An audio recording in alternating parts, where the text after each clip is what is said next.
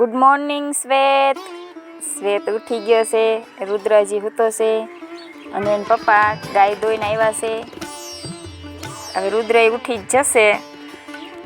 હાલો ઉઠો રુદ્ર, ઉઠી જાઓ હવે, હાલો સવાર પડી ગઈ. જય માતાજીને, જય શ્રી કૃષ્ણ બધાને. કેમ છો બધા? મજામાં છો ને? સવારના બધાને ગુડ મોર્નિંગ. આજના નવા વ્લોગની અંદર બધાનું ફરીથી સ્વાગત છે. અને આજે તો અમે વહેલા વ્લોગ ચાલુ કરી દીધો છે. કાલે હતી 22 ડિસેમ્બર ને આજે થાય છે 23 ડિસેમ્બર. કાલ 22 ડિસેમ્બર હતી એટલે સૌથી લાંબી રાત હતી, એટલે આજે હજી 7:30 પોણા 8 ઉપર થઈ ગયું છે, 8 વાગશે લગભગ.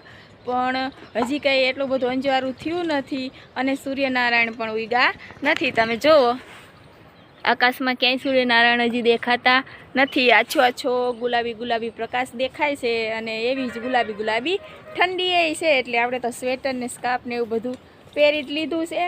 અને હવે ચા પાણીને એવું બનાવવું છે. ગાય દોવાની એ બાકી જ છે, વાસદું કર્યું છે. ચાલો ત્યારે પહેલાં હું ગાય દોઈ લઉં અને પછી બનાવી નાખવી ચા પાણી. અને પાણી ગરમ કરવા આપણે બધાના મૂકી જ દીધા છે. જો ચૂલોય ચાલુ જ છે,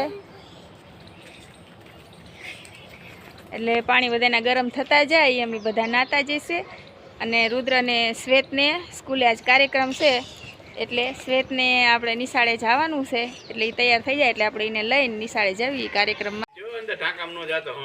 ના ટાકામ નથી પડે, અને પડે તો વાગે એવું નથી. તમ તારે હેલ્મેટ પહેર, ગોળ ફેરાઈ ગોળ લઈ લે બીજો. હવે ગોળ ફેરાઈને પકડી રાખ, પકડી રાખજે હો. તૂટવા આવે એટલે ફેરાઈ. હા રેડી લો. હા સરસ. લાઈવ લઈ લઉં, નીચે જોઈ દે, આમ એટલે જોઈ ઉતરી જા હરખો. પાકી ગયો. એ બહાર નીકળ્યા હોય ને ધોરા ભાગી અંદર કાંદા હશે. જો ઇન કરોલા આર્યનના પગ પાય હશે. બહુ નાનું ન લેતો, એવો નાનો ન લે. મુરાદ ખાન મજા ન આવે.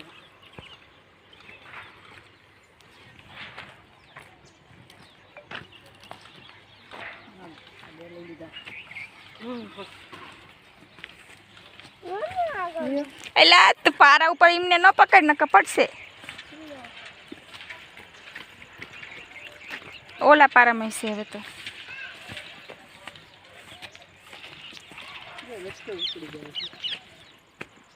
ઉપડી જાય હાવ નજીક હોય ને એટલે.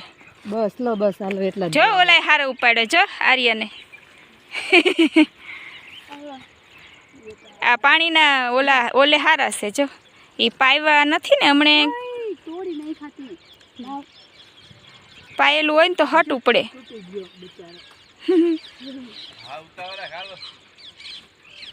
હાલો હાલો બસ એટલા જ લઈ જવા હે. એટલા ઘણા હાલો, મોડું થઈ જાય છે પછી. સારું તો આવજો. બાની ઓલી બાજુ મૂકવાય, એનકો જ આવશે. મહેમાન તો વહી ગયા ઘરે, આજે કંઈ રોકાણા નહીં. અને હવે આપણે રસોઈ બનાવવાની કરી દીધી ચાલુ. આપણે બનાવી છે સ્વામિનારાયણ સરસ મજાની મિક્સ સબ્જીવાળી ખીચડી. એટલે આપણે વઘાર કરી નાખ્યો છે, લસણનો મરચાંનો કર્યો વઘાર રહી નાખીને. અને આ છે બધી શાકભાજી. આમાં આપણે ગાજર, બટેટા, કોબીજ, ડુંગળી, ટમેટા, વટાણા, શિંગદાણા આવું બધું નાખ્યું છે. નાઈકોર વઘારે પણ સતળાઈ જ ગયો છે, એટલે આપણે બધું શાકીમાં નાખી દઈશું. એટલે શાક વઘારવી એમ પહેલાં બધું વઘારી નાખવાનું શાકભાજી, અને પછી બધા મસાલા કરી દેવાના હારે. પહેલાં આપણે થોડુંક શાક તેલમાં કકડાઈ નાખવી હરખી રીતે, અને પછી હળદર નાખવી, મસાલો, ધાણા જીરું, મરચું લાલ, અને હજી મીઠું નાખવાનું બાકી રહી ગયું. એના વગર તો કંઈ હાલે નહીં. મીઠું નાખી દેવી. મીઠું નાખી દીધું અને હવે બરાબર હલાવીને ઘડીક વાર તેલમાં હળહળવા દેવાનું. તેલમાં સતળાઈ જાય હરખી રીતે.